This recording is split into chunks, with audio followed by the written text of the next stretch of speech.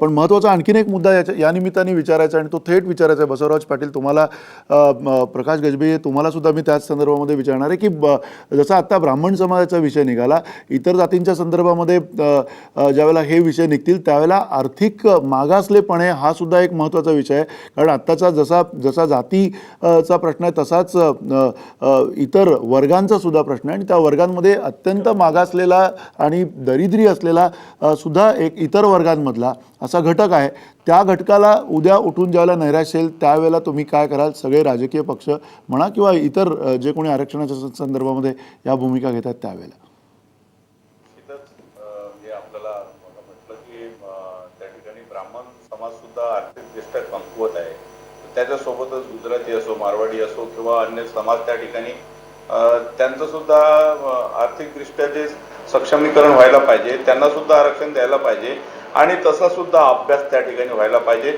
म्हणजे किती टक्के ते आहे, त्या किती टक्क्यावर त्यांचं म्हणजे तो जो समाज आहे त्या जो 90% जर त्याच्यामध्ये जर त्या ठिकाणी सक्षम असेल आर्थिकदृष्ट्या, तर त्याच्यापैकी जो 10% जो समाज असेल त्या समाजाला आरक्षण मिळणं गरजेचं आहे. आता या ठिकाणी आपण 73% आरक्षण देतोय म्हटलं तर त्या ठिकाणी 73%च्या वर सुद्धा आरक्षण गेलं तर हे नाही, परंतु सामाजिक बॅलन्स झाला पाहिजे. जे बाबासाहेब आंबेडकरांचे जे स्वप्न होतं की सर्व समाजाच्या लोकांना न्याय, समान न्याय, जे प्रियांबल आहे भारतीय संविधानामध्ये, त्या सर्व समाजाच्या घटकांना न्याय मिळाला पाहिजे असं बाबासाहेब आंबेडकरांचं स्वप्न होतं. तो पूर्वीचा काळ वेगळा होता, पण आता सुद्धा आता याच्यामध्ये एक चूक अशी झाली की या ठिकाणी बौद्ध धर्माची जी माणसं आहे ती बौद्ध धर्माची माणसं आरक्षणाच्या बाहेर आहे. आता त्यामुळे त्याचं सर्वेक्षण झालं नाही. बौद्ध समाज हा त्या ठिकाणी म्हणजे शेड्यूल कास्टच्या बाहेर आहे आणि त्या ठिकाणी त्यांना न्याय मिळत नाही. म्हणून आता जे 13% जे आरक्षण त्या ठिकाणी शेड्यूल कास्टला मिळत आहे ते वाढून 15% जर झालं, निश्चितच त्याचा सुद्धा त्या ठिकाणी सन्मान व्हायला पाहिजे. ही सुद्धा मागणी आमची अनेक दिवसापासून आहे. मग बौद्ध समाजाला जर त्या ठिकाणी जर 15% आरक्षण मिळत असेल तर त्या ठिकाणी शेड्यूल ट्राईबची पण त्या ठिकाणी लोकसंख्या वाढलेली असेल. त्या ठिकाणी पुन्हा त्या ठिकाणी ओबीसीला काही ओबीसी मध्ये अनेक वर्गात आहे, लिंगायत, वाणी वगैरे आहे, ते त्या वाणी समाजाचं सुद्धा शरदचंद्र पवार साहेबांनी त्यांना समर्थन दिलेलं आहे की त्या समाजाला सुद्धा आरक्षण मिळालं पाहिजे. तर असे जे काही दुर्लक्षित, उपेक्षित, दबले कुचले जे वर्ग आहे, जे प्रवर्ग आहेत, त्यांना सुद्धा आरक्षणाची गरज आहे. आणि ते शैक्षणिक आणि नोकऱ्यांमध्ये आरक्षण, आणि त्यांना जर समजा एखादा घटक जर तो कधी निवडून येऊ शकत नाही तर त्याला राजकीय आरक्षण सुद्धा दिलं पाहिजे, या मताचे आम्ही आहोत.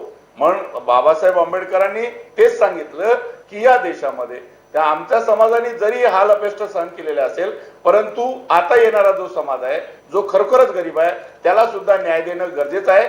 मी आभार मानेल उपमुख्यमंत्री, मुख्यमंत्री आणि ठीक आहे, आपण आभार प्रदर्शन करू. आभार प्रदर्शनाचा मुद्दा नाही, आपण त्याच्यात वेळ नको घालवायला. मी बसवराज पाटील, प्रकाश गजबी, आपण आभार खरंच सगळ्यांचे मानूया, कारण जो मुद्दा आलाय सगळ्यांनी प्रतिक्रिया दिलेल्या आहेत. मगाशी तुमची सुद्धा प्रतिक्रिया आली होती. एक तपशीलवार, मला वाटतं त्या तपशिलामध्ये काही गोष्टी तुम्ही ज्या बोलल्यात की बौद्ध समाजाला सुद्धा आरक्षण जे आहे ते 15% पर्यंत आलं, या तपशिलामध्ये काही गल्लत आहे का? सुनील कदम, काय प्रकारचा तो तपशील आहे आणि त्यातल्या ज्या काही गुंतागुंतीचे विषय आहेत ते थोडक्यात तुम्ही जर सांगितले तर बरे होते. नाही, फारशी गुंतागुंत नाही, अशी काही वाढलेलं वगैरे नाही. 15% वगैरे बौद्धांना आरक्षण आहे वगैरे असं काही नाही. जे पूर्वीचं होतं तसं आहे, त्याच्यामध्ये फारसा बदल झालेला नाही. पण मला एक विनंती करायची आहे सगळ्यांना, मला एक सर्वेक्षण झालेलं नाही, मला एक सर्वेक्षण झालं असेल, हायकोर्टामध्ये गेलेलो आहे, ते झालेलं नाही, पण अजून झालेलं नाही. त्या शेड्यूल कास्ट त्याच्यामध्ये आता हिंदू महार किंवा आता त्याच्यामध्ये बौद्ध जर नसला, आता धर्माच्या नावावर म्हणजे आरक्षण नको म्हणून त्या ठिकाणी हे करण्यात आलं. त्या जात, महार आणि हिंदू असं जर लिहिलं तर त्यांना आरक्षण मिळते. जात, महार आणि धर्म जर बौद्ध लिहिलं तर त्यांना आरक्षण देत नाही. ही वस्तू तिथे आहे आणि त्याच्यामुळे आमच्या ज्या लोकसभेच्या जागा आहे राजकीय, त्याच्यामध्ये जेवढ्या जागा जास्त यायला पाहिजे होत्या त्या जागा त्या ठिकाणी कमी आलेल्या आहे आणि त्याचं आरक्षण कमी झालेलं आहे.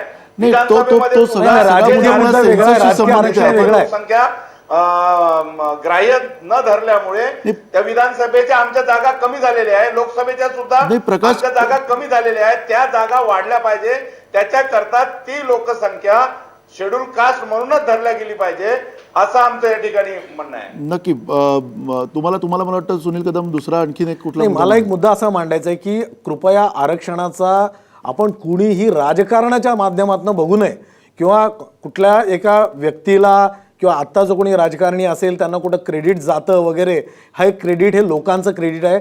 लोकांनी चळवळीतनं उभं केलेल्या या चळवळी आहेत आणि चळवळीतनं हा उभी केलेली ताकद आहे आणि या ताकदीमुळे लोकांना आरक्षण मिळतंय.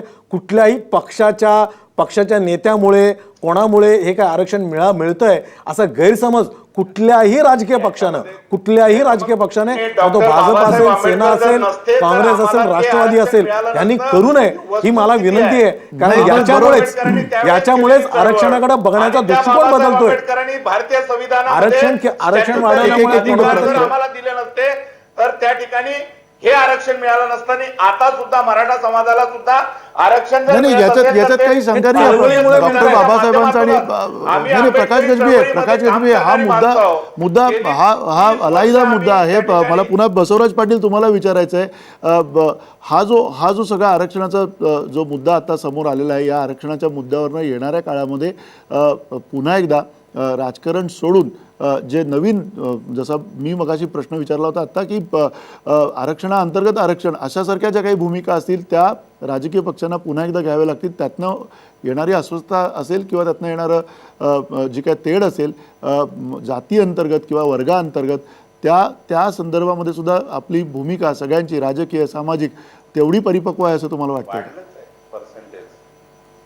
मी नक्की एक सांगेन की आरक्षण पहिल्यांदा आपण जेव्हा जाहीर केलं त्याच्यानंतर आपण काय आरक्षणात वाढ केली नाही असं नाही. जसं जसं सामाजिक गरज भासत गेली तसं आपण करत गेलो.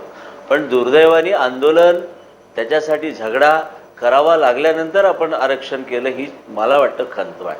खरं म्हणजे समाजातल्या कोणत्याही जातीचा वर्ग असो, जो गरीब आहे, जो शिक्षणापासून वंचित आहे, त्याच्यासाठी आरक्षण हे ठेवलंच पाहिजे हे माझं स्पष्ट मत आहे. ज्यामध्ये आता यांनी उल्लेख केला लिंगायत समाजाने, आत्ता त्यांनी आंदोलन सुरू केलं किंवा असे जे अन्य समाज आहेत, ही समाज जेव्हा आंदोलन करतात त्यावेळेस जर शासन नोंद घेणार असेल तर दुर्दैवाने हे शासन कुणाचंही असो, मी त्यात जात नाही, ही दुर्दैवी बाब आहे. खऱ्या गरजू माणसाला शोधून काढून त्याला प्रगतीपथावर नेणं हेच बाबासाहेबांचं स्वप्न होतं. आरक्षणामुळे जातीवाद वाढलाय असं जर कुणाचं समज असेल तर चुकीचं आहे. मी ग्रामीण भागातला एक कार्यकर्ता आहे. दलित सवर्णाच्या दारात येऊ शकत नव्हता. शिक्षणामुळे दलित समाजाचा आज तिथला कुठलाही त्याच गावचा पाटलाच्या वाड्यावर पाटील त्याच्या दारात एकमेकाच्या ताटाला ताट लावून जेवतात, खांद्याला खांदा लावून बसतात. हे सगळ्यात जर परिणाम कशाचा असेल तर शिक्षणाचा आहे. अशीच दुरावस्था दुर्दैवाने आज मुस्लिम समाजाची आहे. आपण धर्माच्या नावावर मुस्लिम समाजाकडे बघत नाही. 7 वर्षाचं पोरगं होतं डबल रोटी म्हणून विकायला जातं. त्या समाजाला जर प्रगतीच्या प्रवाहात आणायचं असेल तर शिक्षणामध्ये याच्याही पेक्षा जास्त आणखीन सवलत दिली पाहिजे असं माझं स्पष्ट मत आहे. दिलेलं 5% सुद्धा हे माझ्या दृष्टीने मुस्लिम समाजासाठी कमी वाटतं. जेणेकरून एवढा मोठा समाज आणि तो सगळ्यात जास्त मागासलेला आहे. मी एका विशिष्ट समाजाला मिळावा म्हणत असताना सुद्धा हे सांगेन प्राधान्याने मुस्लिम समाजाला. मी एक मानतो की यात राजकारण कुणीही करायचं नाही, श्रेयाचं राजकारण करायचं. मी माननीय मुख्यमंत्र्यांचे, माननीय पवार साहेबांचे आणि खऱ्या अर्थाने बाबासाहेब आंबेडकरांचे मी आज ऋण प्रकट करतो, कारण ती कल्पना त्यांनी मांडली. शाहू महाराजांचा आज उल्लेख करतो आपण या महाराष्ट्रात. नाही, आपण मी पुन्हा म्हणतो हे जे श्रेय ज्यांचं श्रेय त्या श्रेयाबद्दल कुणाच्याच मनात शंका असायचं काही कारण नाही. पण या आरक्षणाच्या मुद्द्यावरनं पुन्हा एकदा थोडा वेळ आपल्याकडे शिल्लक असताना मला प्रवीण गायकवाड तुम्हाला विचारायचं की आर्थिकदृष्ट्या मागासले पण हा जो एक त्यातला भाग आहे, वर्ग बदललेले आहेत, जातींचा पण अगदी खूप मंदगतीनं का होईना पण जातींची सगळी घडी जी आहे ती विस्कटत हळूहळू चाललेली आहे. अशा अवस्थेत भारत आत्ता आपण वर्तमानात जगत असताना येणाऱ्या काळामध्ये आर्थिकदृष्ट्या जो सगळा एक मागासवर्ग तयार होतोय, त्या आर्थिकदृष्ट्या मागासवर्ग मग तो इतर कुठल्याही वर्गांमधला जातीन्यायामधला असेल, त्या वर्गाकडे सुद्धा कुठेतरी त्याचं नेतृत्व कोण करणार, त्या वर्गाकडे त्यांचे प्रश्न मांडणारे आणि त्यांना आरक्षण देणारे नेते कुठनं असणार आहेत, याबद्दल तुम्हाला काय वाटतं? नाही, सगळ्यात महत्वाची गोष्ट काय आहे की जात आणि धर्माच्या पलीकडं या देशामध्ये मी भारतीय आहे ही संकल्पना रुजणं गरजेचं आहे. आपण आता काय करतोय, मी एका जातीचं काम करतो म्हणून मी जातीपुरती मर्यादित विचारसरणी चालू, कुणी धर्मापुरते करतं, कारण आपल्याकडे वेगवेगळे विभाग आहेत, कप्पे आहेत. मग जातीच्या निमित्ताने, धर्माच्या निमित्ताने, भाषेच्या निमित्ताने आणि प्रांताच्या निमित्ताने सुद्धा आहेत. आता हे भावनिक आहे, परंतु आम्ही ज्या दिवशी भारतीय म्हणून विचार करू त्यावेळेस या देशातला भारतीय नागरिक गरीब आहे, त्याला आर्थिकदृष्ट्या न्याय मिळाला पाहिजे असा विचार पुढे येईल. आणि मग आमच्यासारखे अनेक लोक आहेत की जे पहिल्यांदा पुढे यायला तयार आहेत. सगळ्यांना न्याय मिळाला पाहिजे, या देशातली गरिबी नष्ट झाली पाहिजे, सगळ्यांना शिक्षण मिळालं पाहिजे, नोकरी मिळाली पाहिजे, आर्थिकदृष्ट्या संपन्नता.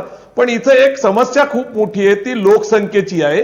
125 कोटी लोकसंख्या आम्ही दिवसेंदिवस वाढत चाललेली आहे.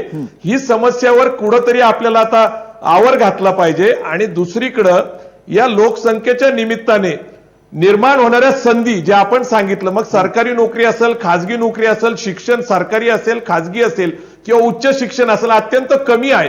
आणि त्या कमी असल्यामुळं आपल्याला कुठेतरी सुरक्षित कप्पा पाहिजे, म्हणून आरक्षणाची मागणी आली. जर मुबलक शिक्षण आणि मुबलक नोकरी मिळाली आणि ती जर स्वस्त, जर राज्यघटनेच्या तत्वाप्रमाणे शिक्षण आणि आरोग्य हे सक्तीचं आणि मोफत हे तत्व आपण मान्य केलेलं आहे. घटनेमध्ये समता, बंधुता, न्याय, स्वतंत्र, धर्मनिरपेक्ष राज्य, म्हणजे शिक्षण या मोफत आणि सगळ्या- आरोग्य, नक्की. तर हे तत्व आपण अंमलात आणली तर काही गरज नाही ना. नक्की, अगदीच. म्हणजे तुम्ही जे म्हणता त्यामध्ये काहीच शंका नाहीये. लोककल्याणकारी असं सगळं राज्य असणं आणि सामाजिक न्यायाचं राज्य असणं हेच आपलं सगळ्यांचं स्वप्न आहे. आरक्षणाच्या निमित्ताने ही चर्चा आपण केली.